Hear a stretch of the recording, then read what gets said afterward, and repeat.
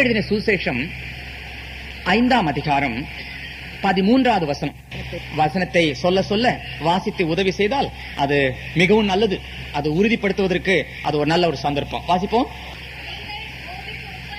நீங்கள் பூமிக்கு உப்பாய் இருக்கிறீர்கள். உப்பானது சாரமற்று போனால் எதினால் சாரமாக்கப்படும்? வெளியே கொட்டப்படுவதற்கும் மனுஷரால் மிதிக்கப்படுவதற்கும் மிதிக்கப்படுவதற்குமே ஒழிய வேறொன்றுக்கும் உதவாது. நீங்கள் பூமிக்கு உப்பாக இருக்கிறீர்கள். நீங்கள் பூமிக்கு உப்பாக இருக்கிறீர்கள். எந்த வசனத்தை எடுத்து நாம் தியானித்தாலும் அந்த வசனத்தினுடைய மேல் பகுதியும் கீழ்ப்பகுதியும் வாசித்து அந்த வசனத்தினுடைய அர்த்தத்தை நாம் கண்டுபிடிக்க முடியும். சும்மா டைரக்டா நம்ம எடுத்து உபயோகிச்சிடக்கூடாது. பைபிள் வசனத்தை எடுத்து நாம் தியானிக்கும் போது எப்பவுமே ரொம்ப கேர்ஃபுல்லா தியானிக்க வேண்டியது அவசியம். அவங்கவுங்க இஷ்டத்துக்கு வசனத்தை எடுத்து உபயோகிச்சிடக்கூடாது. ஏன்னாக்கா அந்த வசனத்தினுடைய அர்த்தத்தை புரிந்ததுதான், அந்த அர்த்தத்தை தான் நம்ம சரியானபடி எடுக்க முடியும். அதை எப்படி நம்ம தெரிஞ்சு கொள்ள முடியும்? சில வசனங்களை அதனுடைய சரித்திர பின்னணியை பார்க்க வேண்டும். எந்த காலத்தில் சொல்லப்பட்டது, எந்த சூழ்நிலையில் சொல்லப்பட்டது, அந்த அடிப்படையில் தான் அதனுடைய அர்த்தத்தை எடுக்கணும். சில வசனங்களுக்கு ஆழமான அர்த்தத்தை எடுக்கணும். வசனத்தை நேரடியாக சில வசனத்தை எடுத்து உபயோகிக்கக்கூடாது. பார்க்கிற மாதிரியே அர்த்தத்தை எடுக்கக்கூடாது. அதனுடைய உள்ளான அர்த்தத்தை எடுப்பது நல்லது. இப்போ கொரிந்தியர் நிருபத்தில் எழுதியிருக்குது, ஸ்திரீகள் சபையில பேசுவது அயோக்கியம் என்று எழுதியிருக்கிறது. ஸ்திரீகள் சபையில பேச நான் உத்தரவு கொடுக்கிறதில்லை அப்படின்னு பவுல் அப்போஸ்தலன் தெளிவாக எழுதியிருக்கிறார். இப்போ இந்த வசனத்தை நேரடியாக நாம் எடுத்து உபயோகிக்க தொடங்கிவிட்டால் பிரச்சனைகள் உருவாக ஆரம்பித்து விடுகிறது. சில குறிப்பிட்ட சபை இருக்கிறது, அந்த சபை இதை நேரடியாக எடுக்க ஆரம்பித்து விடுகிறது. அந்த சபையினுடைய பெயரை நான் சொல்ல பிரியப்படவில்லை. அந்த சபையினுடைய கொள்கை என்ன தெரியுங்களா? சபைக்கு பெண்கள் வரலாம், ஆனா ஒரு வசனம் கூட எடுத்து வாசிச்சிட கூடாது. சபைக்கு பெண்கள் வரலாம், வாயை திறந்து ஜெபம் பண்ணிடக்கூடாது. இதுதான் இந்த சபையினுடைய முக்கியமான கொள்கை. ஆனா மற்ற கொள்கை எல்லாம் பாத்தீங்கன்னா ரொம்ப அருமையா இருக்கும்.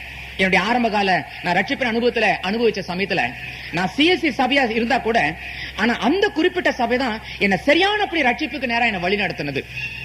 உபதேசத்துல சில குழப்பங்கள் இருந்தாலும் அடிப்படை ரட்சிப்பின் காரியத்துல அந்த சபை மிகவும் அருமையாக இருந்தது. அந்த உபதேசத்தில் இருக்கிற குழப்பத்துல முக்கியமான காரியம் என்ன? பெண்கள் எந்த காரியத்திலும் ஈடுபடக்கூடாது. காரணம், இந்த குறிப்பிட்ட வசனத்தை அவர்கள் சுட்டி காட்டுகிறார்கள். காரணம், இந்த வசனம் அப்படி சொல்லுதியா, பெண்கள் பேசக்கூடாது. இந்த மாதிரி உள்ள வசனத்துக்கு தான் என்ன செய்யணும்? ஹிஸ்டாரிக்கல் பேக்ரவுண்டை எடுக்கணும். சரித்திர சம்பந்தமா எடுத்து நம்ம யோசிக்கணும். எந்த காலத்தில் இது சொல்லப்பட்டது, எந்த சூழ்நிலையில சொல்லப்பட்டது, யாருக்காக சொல்லப்பட்டது, இந்த அடிப்படையில தான் அதனுடைய அர்த்தத்தை எடுக்கணுமே தவிர நேரடியா எடுக்கக்கூடாது. சபையில பெண்கள் பேசக்கூடாதுன்னு சொன்னாக்கா ஊழியமே செய்யக்கூடாதுன்னு அப்படி அர்த்தம் இல்ல.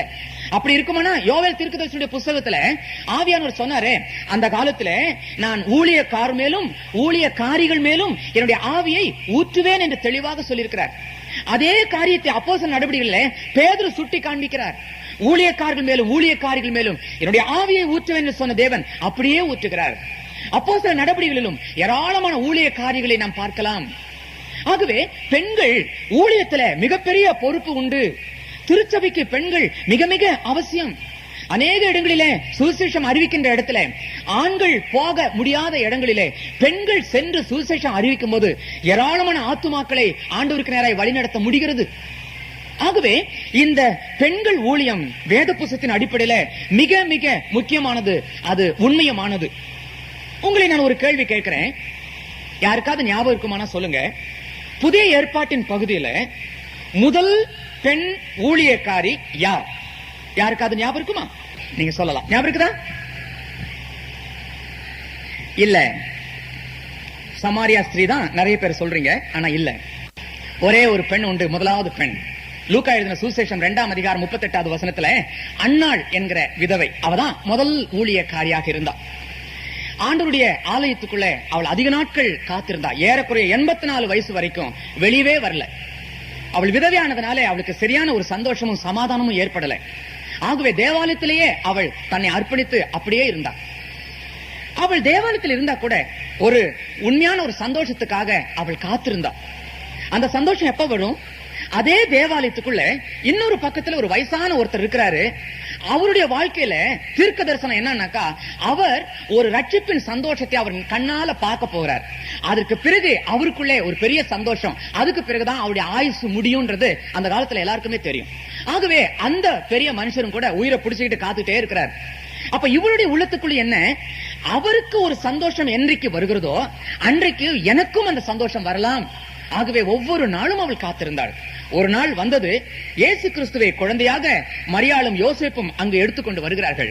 இதோ அந்த சகோதரன் அந்த சிமியோன் அங்க ஆலயத்துக்கு முன்பதாக வந்து அந்த குழந்தையை கையில் எடுத்து, இதோ என் ரட்சிப்பை என்னுடைய கண்கள் கண்டதே என்று சொல்லி, இத்தனை வருடங்களாக காத்திருந்த மேசியாவை நான் கண்டுவிட்டு தான் மரிப்பேன் என்று கர்த்தர் எனக்கு வாக்களித்ததன்படி அதை உண்மையாக நிறைவேற்றினான் என்று சொல்லி உள்ளத்தின் ஆழத்திலிருந்து கர்த்தரை துதித்து பாடினான்.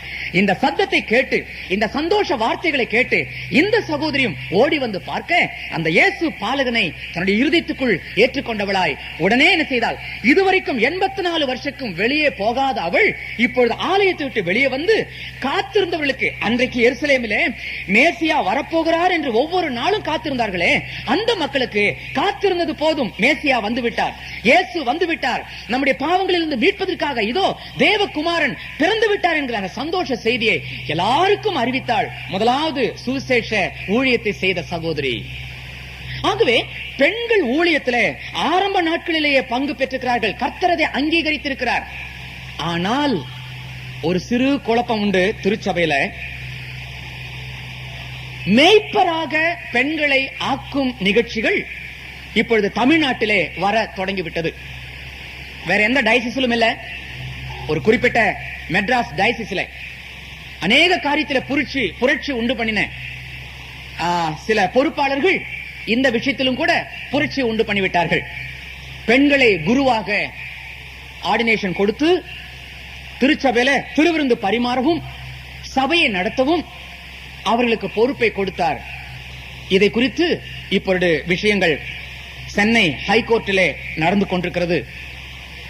அந்த ஹைகோர்ட்டிலே ஒரு தீர்மானம் என்ன, இந்த கேஸ் ஜெயித்தால் அந்த ரெவரண்ட் என்கிற அந்த பெயரை வாபஸ் பெற்றுக்கொள்ள வேண்டும். ஜெயிக்காமல் போனால் இப்பொழுது கொடுத்த அந்த ஆர்டினேஷன் தொடர்ந்து அப்படியே நிறைவேற்றலாம் என்று சொல்லி அவசர கால தீர்ப்பு ஒன்று கூறினார்கள். இப்பொழுது கேஸ் நடந்து கொண்டிருக்கிறது, போட்டம். ஆனால் வேத புஸ்தகத்தின் அடிப்படையில இது இல்லை என்று சொல்வதற்கு வழி இல்லை, அதையும் நம்ம தெரிந்து கொள்ளணும். ஆனால் இவர்களை நியமிக்கலாம் என்று சொல்லுவதற்கு ஆதாரமே வேதத்திலே கிடையாது, ஒரு இடத்திலும் இல்லை. வேத புஸ்தகத்துல 66 புஸ்தகங்களும் எந்த ஒரு பெண்ணினாலும் எழுத கர்த்தருடைய ஆவியானவர் அனுமதிக்கவில்லை. அது மாத்திரமல்ல, வேத புஸ்தகத்தின் சரித்திரங்களை எழுதும் போதும் கூட இவன் அவனை பத்தான், அவன் இவனை பத்தான் தான் இருக்குமே தவிர இவன் அவளை பத்தான் இருக்கவே இருக்காது. சரித்திரங்கள் எழுதும் போது கூட நீங்க பாருங்க, அப்படிதான் எழுதியிருக்கிறாங்க. அந்த காலத்துல எபிரேயர்களும் மற்றவர்களும் அப்படிதான் எழுதியிருக்கிறாங்க. ஆகவே திருச்சபையில பெண்கள் ஊழியக்காரிகளாக இருக்கலாம், ஆனா மேய்ப்பனாக இருக்கிறதுக்கு வேத புஸ்தகத்துல ஆதாரமே கிடையாது. நமக்கு வேத புஸ்தகம் ஒண்ணுதான் ஆதாரம். ஆனா அப்போஸ்தலர் நடவடிக்கைகள் தான் முதல் திருச்சபையினுடைய முன்மாதிரி. ஆகவே அந்த நடவடிக்கைகளை எடுத்து பாருங்க, யாருக்காவது மேய்ப்பனுடைய பொறுப்பை கொடுத்திருக்கிறாங்களா? ஆகவே இப்படிப்பட்ட ஒரு பொறுப்பு இருக்கக்கூடாது. ஆனால் ஊழியக்காரிகளாக அநேக ஊழியங்களை நிறைவேற்ற கர்த்தர் அநேக சகோதரிகளை தேர்ந்தெடுத்திருக்கிறார். இதை ஒரு நாள் நம்ம மறுக்க முடியாது. ஆகவே இந்த குறிப்பிட்ட ஒரு வசனத்தை நாம் தியானிக்கும் போது சரித்திர பின்னணியை பார்க்கணும். என்ன சரித்திர பின்னணி? அந்த காலத்துல கொரிந்து சபையில சபை நடந்துட்டு இருக்கும் போது வீட்டுல பேசுற மாதிரியே பொம்பளைங்க அங்கேயும் வந்து பேச ஆரம்பிச்சிட்டாங்க. லொட லொட லொட லொடன்னு பேச்சு, 1008 சந்தேகமே அவங்களுடைய சரீரத்தில் இருக்குன்னு உங்களுக்கு எல்லாம் தெரியும். ஆகவே இப்படிப்பட்ட சந்தேகத்தை சபையிலும் வந்து சொல்ல ஆரம்பிச்சிட்டாங்க. அப்பதான் பவுலப்போஸ்தலன் ரொம்ப கோபத்தோடு சொன்னார், பாருங்க, உனக்கு சந்தேகம் இருந்தா வீட்டுல புருஷன்கிட்ட கேட்டுக்கோ, இங்க வந்து அந்த கேள்வி கேட்காத. இப்ப ஏன் பவுலப்போஸ்தலன் புருஷனிடத்திலே கேட்க கடவன் சொல்லப்பட்டது? அப்போ வீட்டுக்குள்ள கேட்க வேண்டிய ஏதோ சில கேள்விகளை சபையிலே வந்து கேட்க ஆரம்பிச்சிட்டாங்க. ஆகவே தான் இந்த ஒரு வார்த்தையை பவுல் அங்க மென்ஷன் பண்ணுகிறார், சொல்லுகிறார். அதனால்தான் கர்த்தருடைய வார்த்தை அங்க பவுல் சொல்லும்போது என்ன சொல்லுகிறார்? சபையிலே பெண்கள் பேசக்கூடாது, தமிழ் டிரான்ஸ்லேஷன்ல கொஞ்சம் கடினமா போட்டிருக்குது, அயோக்கியமா இருக்கும்னு சொல்லிருக்குது. அப்படி ரொம்ப கடினமான வார்த்தை இல்ல அந்த மொழிபெயர்ப்புல, ஆரம்ப கால மொழிபெயர்ப்புல அப்படிப்பட்ட ஒரு கடின வார்த்தை இல்ல. என்ன கோபமோ தெரியல மொழிபெயர்ப்பாளர் அப்படி எழுதி வச்சுட்டாங்க. ஆனா பொதுவில சபையில பெண்களுக்கு ஊழியம் உண்டு, பொறுப்புகள் உண்டு. இதை ஒரு நாளும் நம்ம மறக்க முடியாது. இந்த ஒரு வசனத்தை எடுத்தோம்னாக்கா அந்த குறிப்பிட்ட சபை சொல்லுகிறது மாதிரி ஒரு ஊழியத்திலும் பெண்கள் போகவே கூடாதுன்னு தான் அர்த்தமாகுது. ஆனா அப்படி எடுக்கவே கூடாது. இது என்ன நோக்கத்தோடு சொல்லப்பட்டது? ஆகவே அந்த நோக்கம் அந்த காலத்தில் இந்த சபையில் இருந்தவங்களுக்கு தான் அது பொருத்தமா இருக்கும். ஆனா இன்னைக்கு நமக்கு அது பொருத்தமாக இருக்காது. ஆகவே அந்த சபையினுடைய சூழ்நிலைக்கே தான் அந்த அர்த்தத்தை எடுக்கலாமே தவிர நேரடியாக அந்த அர்த்தத்தை எடுக்க கூடாது. சரி, அதே மாதிரி சில வசனங்கள் இருக்குது, அதனுடைய வசனத்துடைய ஆழமான அர்த்தத்தை எடுக்கலாமே தவிர அதை மேல் போங்க அப்படி எடுத்து உபயோகிக்க கூடாது. கர்த்தர் சொன்னார், ஏசாமி சொன்னாரு, நீ 2 கால் உடையவனா நீ நரகத்துக்கு போறதை விட ஒரு காலை வெட்டிட்டு ஒத்த கால் உடையவனா நீ பரலோகத்துல பிரவேசிக்கிறது உனக்கு நல்லது பான்னார். 2 கண் உடையவனா நீ நரகத்துக்கு போறதை விட இடரல்கள் உண்டாக்குற அந்த கண்ணை பிடுங்கி எரிஞ்சிட்டு ஒத்த கண்ணனாய் நீ பரலோக ராஜ்யத்துல பிரவேசிக்கிறது உனக்கு நல்லதுன்னு சொன்னார். சரி, இப்ப இந்த வார்த்தையை நேரடியாகவே எடுத்துக்கிறோம்னு வச்சுக்கொள்ளுங்க. எங்கேயாவது ஒரு இடத்துல போய் நீ பாக்குறனாக்கா இப்படி ஒத்த கண்ணியா நீ பாப்பேன்? பார்க்க மாட்டோமே. பார்த்தோம்னா 2 கண்ணில தான் நம்ம ஒரு இடத்துல பாக்குறோம். அதே மாதிரி ஒரு இடத்துக்கு போறோம்னாக்கா எந்த கால் பாவம் செஞ்சு எந்த கால் போச்சுன்னு அதை வெட்டி எடு பார்க்கலாம். எந்த காலை வெட்டி எடுப்பேன்? ஒத்த கால நொண்டி நொண்டியா? இல்லைங்க, நான் அந்த இடத்துக்கு போன பாருங்க, வலது கால தாங்க நான் போனேன் சொல்றியா நீ? அப்படி இல்ல, 2 கால தான் நம்ம நடந்து போறோம். அப்ப இதுல பாவம் செஞ்ச கால் எது? பாவத்துக்கு சம்பந்தமான கால் எது? சொல்ல முடியாது. அப்படின்னாக்கா இந்த வார்த்தையை நேரடியா எடுக்க கூடாது. அப்படி எடுத்தோம்னா இங்க உட்கார்ந்து இருக்க நிறைய பேருக்கு 2 கண்ணே இருக்காது, 4 கண்ணும் இருக்காது. அப்படி நிறைய பேர் உட்கார்ந்துட்டு இருப்பாங்க. உரல்ல உட்கார வச்ச மாதிரி உட்கார வைக்க வேண்டியதுதான். இந்த மாதிரி உள்ள வசனங்களை நாம் நேரடியாக எடுக்கவே கூடாது. இதனுடைய ஆழமான அர்த்தம் என்ன என்பதை நாம் கண்டுபிடிக்கணும். அப்போ நரகத்துக்கு நீ போக கூடாது, நீ எப்படியாவது பரலோக ராஜ்யத்துக்கு பிரவேசிக்கணும். அதுக்கு என்ன? இந்த உலகத்துல நீ எதை இழந்தாலும் பரவாயில்லை, நீ எதை இழந்தாலும் பரவாயில்லை, எவற்றை இழந்தாலும் பரவாயில்லை, நீ எப்படியாவது உடைய ஆத்மா பரலோக ராஜ்யத்துல பிரவேசிக்கணும். அதுதாங்க முக்கியம். உடைய ஆத்மா அழிந்து போக கூடாது என்பதில் தான் கர்த்தர் மிகவும் கரிசனை உள்ளவராக இருக்கிறார். ஆகவே இதனுடைய உள்ளான அர்த்தம் என்ன?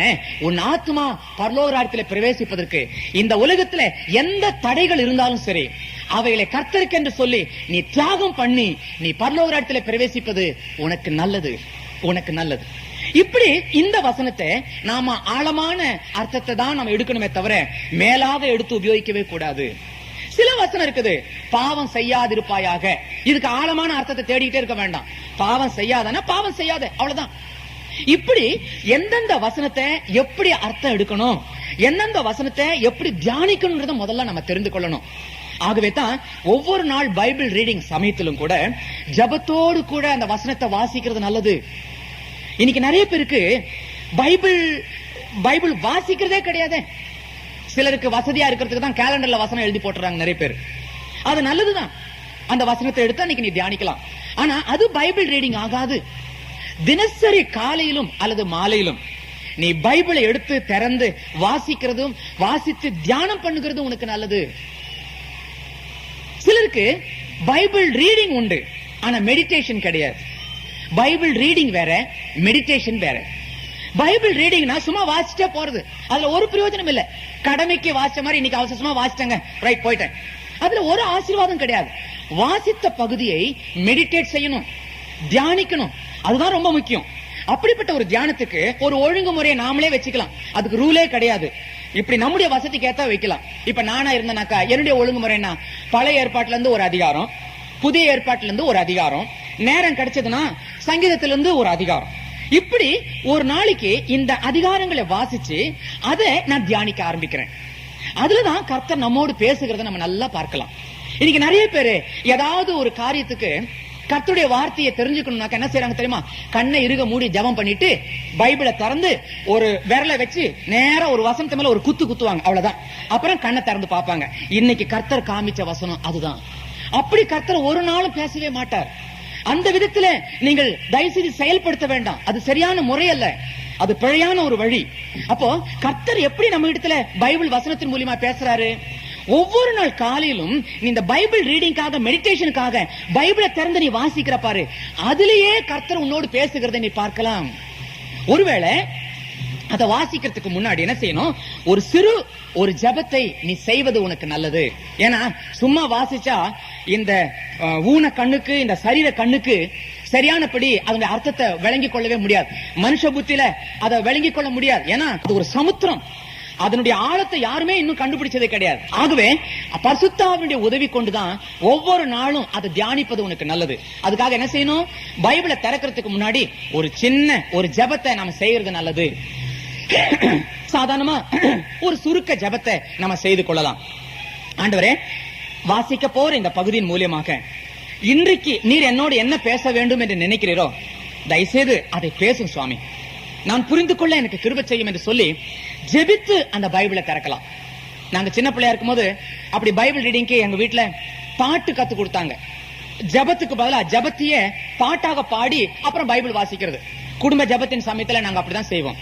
நானே வேதத்தை வாசிக்கும் போது நீரன் கண்களை திறந்தருளும், நானே வேதத்தை தியானிக்கும் போது நீரன் இருதயத்தை திறந்தருளும்.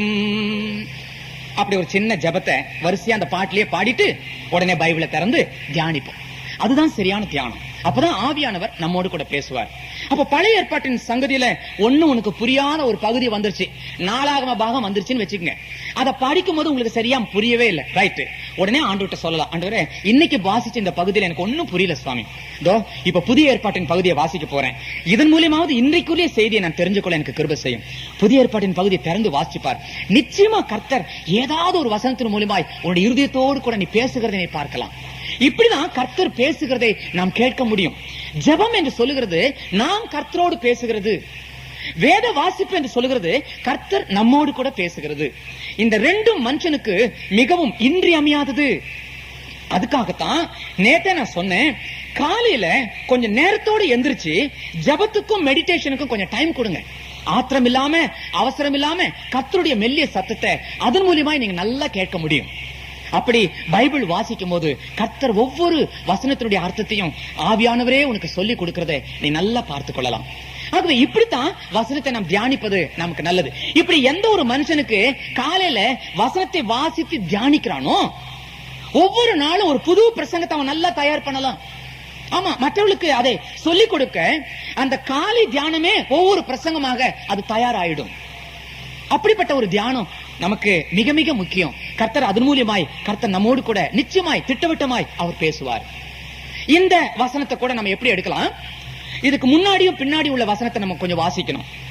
யார் இத சொன்னது? இந்த வசனத்தை, நீங்கள் பூமிக்கு உப்பாய் இருக்கிறீர்கள். யார் சொன்னது? இயேசு கிறிஸ்து சொன்னது. யாருக்கு சொன்னது? சீஷர்களுக்காக மாத்திரம் சொல்லவில்லை, தன்னை ஏற்றுக்கொண்டு தன்னை நம்பி வந்திருக்கிற அத்தனை ஜனங்களையும் பார்த்து அவர் சொல்லுகிறார். நீங்கள் என்னை ஏற்றுக்கொள்கிறது உண்மையானால், கிறிஸ்தவள் என்று சொல்லிக்கொள்ள உங்களுக்கு பிரியமா இருக்குமானால், நீங்கள் தான் இந்த உலகத்துக்கு உப்பாக இருக்கிறீர்கள். இருக்க போகிறீர்கள் என்று சொல்லவில்லை, இருப்பீர்கள் என்று சொல்லல, பிரசன்ட் டென்ஸ்ல சொல்றார். நீ விரும்பினாலும் சரி, விரும்பாவிட்டாலும் சரி, நீ ஏற்றுக்கொண்டாலும் சரி, ஏற்றுக்கொள்ளாமல் போனாலும் சரி, என்னை ஏற்றுக்கொண்டது உண்மையானா நீதான்பா பூமிக்கு உப்பு. ஒரு பெரிய பொறுப்பை கர்த்தர் நம்முடைய கரங்களிலே கொடுத்துட்டார். நம்ம நம்பிதான் கர்த்தர் இந்த உலகத்துல ஒரு பெரிய மாற்றங்களை செய்யணும்னு ஆசைப்படுகிறார். நீதான் உப்பு. அப்பதான் ஆண்டவர் என்ன வருத்தமா சொல்றாரு, உன்னை நம்பிதானே உப்புன்ற பொறுப்புல உனக்கு கொடுத்தேன், ஆனா நீயே சாரம் இல்லாம போயிட்டனாக்கா நான் எதை வச்சு சாரமாக்குவேன்? இந்த உலகத்தை நான் எதை வச்சு நான் சரிப்படுத்துவேன்? நீயே சரியில்லையப்பா. உன்னை நம்பிதானே இத்தனை காரியத்தை நான் செய்திருக்கிறேன், உனக்காக தானே நான் ஜீவனை கொடுத்திருக்கிறேன், உனக்கு அது தெரியும், நீ அதை நம்புற, நீ அதை ஏற்றுக்கொண்டிருக்கிற. ஆனா நீ சாரம் இல்லாம, காரம் இல்லாம, ஒன்னத்துக்கும் பிரயோஜனம் இல்லாம இருக்கும்போது இந்த உலகத்தை நான் எப்படி சரிப்படுத்துவேன்? கர்த்தர் எவ்வளவு மன வியாகுலத்தோடு அதை சொல்றார் தெரியுமா? கர்த்தர் ஒரு பெரிய பொறுப்பை நம்முடைய கரங்களில கொடுக்கிறார். நீதான் உப்பு. உப்புடைய மிகப்பெரிய ஒரு காரியம் என்ன? அழுகி போன காரியத்தை அது சரிப்படுத்தி மீண்டும் எடுத்து புசிக்கக்கூடிய அளவுக்கு அது சரிப்படுத்துது. கடல் கரையில மீன் விக்கிறாங்க, கொஞ்ச நேரம் ஆயிப்போச்சு, சரியா விக்கலனாக்கா என்ன செய்யறாங்க, உடனே அந்த மீனுடைய குடல் எல்லாம் வெளியே எடுத்து கழுவிட்டு உடனே உப்பு போட்டு தடவி வெயில்ல வைக்கிறாங்க. அது அழுகி குளிர போட வேண்டியது. ஆனா உப்பு தடவன உடனே அது கருவாடா மாறி போயிடுது. உடனே அதை பல ரூபத்துல எடுத்து தயார் பண்ணி மறுபடியும் சாப்பிடக்கூடிய அளவுக்கு மாற்றலாம். உப்புக்கு அவ்வளவு பெரிய ஒரு அழுகி போகிற ஒரு பொருளை அது காப்பாற்றக்கூடிய ஒரு தன்மை உப்புக்கு உண்டு. அதனாலதான் இந்த உலகத்துல, இந்த கொழும்புல, இந்த இலங்கையில அவன் கெட்டு போயிட்டான், இவன் பாவம் செஞ்சிட்டான்னு சொல்லி பிரயோஜனம் இல்ல. நீ சரியான உப்பா இருந்திருந்தனாக்கா இப்படிப்பட்ட காரியங்கள் நடக்க வேண்டிய அவசியம் இல்லையே. நீ சரியில்லாதனாலதான் இன்னும் இலங்கையில ஒரு பெரிய சமாதானம் வரல. அதுதான் உண்மையான அர்த்தம். இந்தியாவில மகாத்மா காந்தி சொன்னாரு, இந்தியாவில அப்போ 1.5% தான் கிறிஸ்தவங்க இருந்தாங்க. அப்ப அவர் சொன்னாரு, இந்த கொஞ்சம் கிறிஸ்தவங்க உண்மையான கிறிஸ்தவங்களா இருந்தாங்கன்னா இந்தியா தேசம் ரொம்ப சீக்கிரத்துல கிறிஸ்துவ தேசமா மாறி போயிடும் சொன்னார். இன்னும் கிறிஸ்துவ தேசம் மாறலன்னா என்ன அர்த்தம்? அந்த கொஞ்சம் கிறிஸ்தவங்களும் இன்னும் உண்மையான கிறிஸ்தவங்களா இல்ல. அப்ப மகாத்மா காந்தி சொன்னது 100க்கு 100 உண்மை. இருக்கிற கிறிஸ்தவங்க சரியான கிறிஸ்தவங்களா இருப்பாங்கன்னாக்கா இன்றைக்கு நம்ம தேசத்துல மிகப்பெரிய மாற்றங்கள் சம்பவிக்கும், மிகப்பெரிய சமாதானத்தை உண்டு பண்ணும். தேவனை அறிந்தவங்களே தேவன் அற்றவர்களை போல ஜீவிக்கிறதுனாலதான் பலவிதமான குழப்பங்களும் பிரச்சனைகளும் சம்பவிக்க ஆரம்பித்து விடுகிறது. கர்த்தர் நம்மை மிகப்பெரிய ஒரு பொறுப்பில வைத்திருக்கிறார். இன்றைக்கு இந்த கிறிஸ்துவ வாழ்க்கையை கர்த்தர் ஒரு மேன்மையான ஒரு வாழ்க்கையாக மாற்றி அநேக மக்களுக்கு மத்தியில ஒரு சாட்சியாக, ஒரு உப்பாக அவர் வைத்திருக்கிறார். இந்த உலகத்துல அநேகம் பேருக்கு கையில பைபிள் கிடையாது. இயேசுவை பத்தி நிறைய பேருக்கு தெரியாது. ஆனா ஜனங்களுக்கு ஒண்ணு தெரியும், கிறிஸ்தவங்களை தெரியும், கிறிஸ்தவங்களை தெரியும். ஆனா இயேசுவை தெரியாது. ஆகவே எல்லாரும் கிறிஸ்தவர்களை கவனிக்கிறார்கள். இந்த கிறிஸ்தவரிடத்துல கிறிஸ்துவை எதிர்பார்க்கிறார்கள். ஆனால் அப்படி எதிர்பார்க்கிற இந்த சூழ்நிலையில கிறிஸ்துவை நாம் பிரதிபலித்து காண்பிக்கிறோமா? கிறிஸ்துவை நாம் வெளியில நாம் காட்டுகிறோமா? பவுலோப்போஸ்தலன் சொல்லுகிறார், நீங்கள் வாசிக்கப்படுகின்ற நிருபங்களாய் இருக்கிறீர்கள் என்று சொல்லுகிறார். நாம் எல்லாம் ஒவ்வொருத்தரும் ஒரு லெட்டரை படிக்கும் போது எவ்வளவு விஷயத்தை நம்ம தெரிஞ்சுக்கிறோம். அதே மாதிரி நம்முடைய ஜீவியத்தை பார்க்கும் போதே கிறிஸ்து எப்படிப்பட்டவர் என்பதை தெளிவாக கண்டுபிடிக்க முடிகிறது. நாம் வாசிக்கப்படுகின்ற நிருபங்களாய் இருக்கிறோம், நடமாடுகின்ற நிருபங்களாய் இருக்கிறோம். அநேக பேர் நம்மளை கவனிச்சிட்டு இருக்காங்க. பக்கத்து வீட்டுல இருக்கிறவங்க கவனிக்கிறாங்க, ஆபீஸ்ல வேலை செய்யறவங்க கவனிக்கிறாங்க, ஸ்கூல்ல உன்னோடு கூட இருக்கிறவங்க கவனிக்கிறாங்க. நீ அடிக்கடி போற இடம் என்ன, உன் கையில அடிக்கடி வச்சு வாசிக்கிற புஸ்தகம் என்ன, நீ எதை விரும்பி பார்க்கிற, ரோட்ல போற எந்த வால் போஸ்ட்ல ரொம்ப நேரம் நின்னு கவனிக்கிற, எல்லா காரியத்தையும் கவனிக்கிறாங்க. அப்படி மற்றவர்களுக்கு முன்பதாக நீ ஒரு வித்தியாசமானவனா இருக்க வேணும்ன்றதுதான் இதுல மிக மிக முக்கியமானது. நீ பிரித்தெடுக்கப்பட்டவன், நீ வேறுபடுத்தப்பட்டவன், நீ மற்றவர்களை போல நீ ஜீவிக்க கூடாது. ஆக இந்த அடிப்படையில தான் நீ ஒரு வித்தியாசமானவனாக அநேக பேர் எதிர்பார்க்கிறாங்க. இன்னைக்கு எத்தனை பேர் புறமதஸ்தரவங்க சொல்றாங்க, என்ன சொல்றாங்க தெரியுமா? ஏயா நீ ஒரு கிறிஸ்தவனா இருந்துட்டு நீ இந்த பொய் பேசுறியா நீ? அப்போ மத்த ஜாதிக்காரனுக்கு தெரியுது கிறிஸ்தவன் பொய் பேசக்கூடாதுன்னு, ஆனா உனக்கு தெரிய மாட்டேங்குது. எவ்வளவு ஒரு வேதனையா இருக்கு பாருங்க. ஒரு முஸ்லீம் தன்னுடைய மதத்துக்கு ஏத்த மாதிரி ஜீவிக்கிறான், ஒரு இந்து அவனுடைய மதத்தினுடைய கோட்பாடுகளுக்கு ஏத்த மாதிரி ஜீவிக்கிறான். ஆனா கிறிஸ்தவன் கிறிஸ்தவ மாதிரி ஜீவிக்கல, இந்து மாதிரி ஜீவிக்கணும்னு ஆசைப்படுறான், முஸ்லீம் மாதிரி ஜீவிக்கணும்னு ஆசைப்படுறாங்க. கிறிஸ்தவர்களுக்கு என்று சொல்லி சில கட்டுப்பாடுகள் உண்டு, சில ஒழுங்குமுறைகள் உண்டு. மத்தவங்க மாதிரி இந்த உலகத்துல எவ்வளவோ பெரிய மாற்றங்கள் ஏற்பட்டாலும் உன்னிலே அப்படிப்பட்ட மாற்றங்கள் சம்பவிக்க கூடாது. நீ பிரித்தெடுக்கப்பட்டவன், நீ வித்தியாசமானவன். உனக்கும் மற்றவர்களுக்கும் நிறைய வித்தியாசம் இருக்க வேணும். நீ மற்ற மதத்தை போலவே நீ ஜீவிக்க ஆரம்பிச்சிட்டனா உன்னிடத்துல எப்படி கிறிஸ்துவை பார்க்க முடியும்? இன்னைக்கு கிறிஸ்தவங்க பேர் வச்சுட்டு எத்தனை சகோதரிங்க பொட்டு வச்சுட்டு வராங்க தெரியுமா? கோயிலுக்கு எத்தனை பேர் பொட்டு வைக்கிறாங்க. அது ஒரு துணிகள் என்ன தெரியுங்களா? திருவிருந்துக்கே பொட்டு வச்சுட்டு வர்றாங்க. இத போதகரோ யாராவது சொன்னாங்கன்னா அடுத்த மாசமே டிரான்ஸ்பர் ஆயிடும் அவங்களுக்கு. காரணம் என்ன? எந்த ஒரு காரியத்தையும் கண்டித்து பேசுவதை நிறைய பேர் விருப்பப்படுகிறது இல்ல. கேட்டாங்கனாக்கா அது இந்தியன் கல்ச்சருங்க என்று சொல்லுவாங்க, அது இலங்கையினுடைய கல்ச்சருங்க அது அப்படின்னு சொல்லுவாங்க. வாஸ்தவத்துல that is not Indian culture, that is Hindu culture.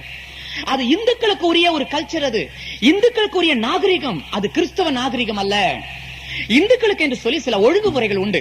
ஒவ்வொரு தெய்வத்தை குறித்து ஒரு ஐடென்டிபிகேஷன், அது அதை பார்க்கும் போது இவங்க யார் எந்தெந்த தெய்வத்தை வணங்குறாங்கன்றதுக்கு அந்த பொட்டை வச்சே நிதானிக்க முடியும். சிகப்பு பொட்டுக்கு ஒரு தெய்வ வணக்கம் உண்டு, மஞ்ச பொட்டுக்கு இன்னொரு தெய்வ வணக்காரர்கள் உண்டு. நாமத்தை வளைச்சு போட்டாங்கன்னா அவங்க வேறொரு தெய்வத்தை வணங்குறவங்க, நாமத்தை கூரா வச்சு போட்டாங்கன்னா அவங்க வேறொரு தெய்வத்தை வணங்குறவங்க. இந்துக்களிலேயே இந்த அடையாளத்தை வச்சு யார் யார் எப்படி எப்படின்றத கண்டுபிடிக்க முடியும். அதே மாதிரி கருப்பு பொட்டு வச்சாங்கன்னா பெண்கள் மாத விளக்கின் சமயத்துல அந்த பொட்டு வைப்பாங்க, அதை பார்த்த உடனே தெரிந்து கொள்ளலாம். இப்படி இந்துக்களுடைய நாகரிகத்துல இந்த பொட்டுக்கள் மூலியமாய் அநேக காரியங்களை தெரிந்து கொள்ளலாம். ஆனா கிறிஸ்தவனா இருந்துட்டு நீயும் அதே மாதிரி செய்யறனாக்கா என்ன அர்த்தம்? நான் அழகுக்கு தாங்க வைக்கிறேன், சிகப்பு புடவை கட்டா சிகப்பு பொட்டு, மஞ்ச புடவை கட்டினா மஞ்ச பொட்டு. இப்படி அழகுக்கு கர்த்தர் ஏற்கனவே இயற்கையாகவே உனக்கு ஒரு அழகு கொடுத்திருக்கிறார், அந்த அழகு போதுமே. மேற்கொண்டு உள்ள இந்த ஜோடனைகள் உன்னை கர்த்தரை விட்டு விலக்கி வைத்து விடும், உன்னுடைய ஆவிக்குரிய ஜீவித்தை விட்டு விலக்கி வைத்து விடும். அந்த காரியத்துல நீ மிகவும் ஜாக்கிரதையா இருக்கணும். உன் பிள்ளைகளை வளர்க்கும் போதும் பெற்றோர்கள் அந்த காரியத்துல மிகவும் கண்டிப்பாக சொல்லணும். நமக்கென்று ஒரு சாட்சி உண்டுமா, நமக்கென்று சில ஒழுங்குமுறைகள் உண்டுமா, அந்த ஒழுங்கின் பரிதான் நம்ம போறது நமக்கு நல்லது. உடைகளுடைய விஷயத்திலும் கூட ஆபாசமாக உடைகளை உடுத்துவது சரியான ஒரு ஒழுங்குமுறை அல்ல. கிறிஸ்தவர்களுக்கு என்று சொல்லி சில ஒழுங்குமுறைகள் உண்டு. வேத புத்தகத்தில் சொல்லப்பட்டிருக்கிறது, மற்றவர்களுக்கு இடர்கள் உண்டாக்குகிறவன் தன்னுடைய கழுத்திலே எந்திரக்கல்லை கட்டி சமுத்திரத்தின் ஆழத்திலே போவது அவனுக்கு நலமாக இருக்கும். அப்போ உன்னுடைய உடையின் மூலியமாக மற்றவருடைய உள்ளத்திலே ஒரு காம எண்ணம் உண்டாக்க நீ காரணமா இருப்பாய் என்று சொன்னா, நீ இந்த உலகத்துல ஜீவிக்கிறதை விட நீ செத்து போகிறது உனக்கு நல்லது. அதான் அதனுடைய அர்த்தமாகுது. நம்மால யாருக்கும் எந்த தவறான எண்ணங்களும் உண்டாகிவிடக் கூடாது. அப்போ என்ன மாதிரிங்க உடுத்தலாம், சாமி ஒண்ணு டிசைன் வரைஞ்சு காமிக்கல, இப்படிதான் நீ உடுத்தணும், இப்படிதான் செய்யணும் ஒண்ணு சொல்லல. ஆனா தீமோத்தேயுக்கு பவுல் அப்போஸ்தலன் எழுதும் போது 2ஆம் அதிகாரம் 10வது வசனத்துல தகுதியான வஸ்திரங்களினாலே உங்களை அலங்கரிக்கணும் சொல்லி இருக்கிறார்.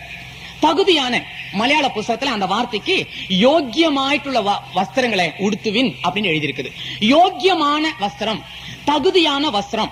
இதுக்கு ஆப்போசிட் ஃபார்ம்ல போட்டு பாருங்க, யோக்கியம் அயோக்கியம், தகுதி இல்லாதது. ஆகவே தகுதி இல்லாததும் தகுதி உள்ளதும் நீயே நிதானிக்கலாமே. ஒரு வஸ்திரத்தை நீ தடுத்துட்டனாக்கா நீ அந்த டிரெஸ் உடுத்தின உடனே நீ யோசனை பண்ணிப்பார், இந்த உடையினால யாருடைய உள்ளத்தையாவது நான் கெடுக்கிறேனா, யாருடைய உள்ளத்திலேயாவது சபல எண்ணங்களை நான் உண்டாக்குறேனா? வேண்டாம், இந்த உடை எனக்கு வேண்டாம், தயவுசெய்து இந்த உடை எனக்கு வேண்டாம்.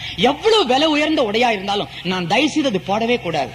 நீ கர்த்தருக்குரியவன், உனக்கென்று சில கட்டுப்பாடுகளை நீ வைத்துக் கொள்ள வேண்டும், உனக்கென்று சில சாட்சி வேண்டும். உடையிலும் எல்லா காரியத்திலும் உனக்கு ஒரு சாட்சி வேண்டும்.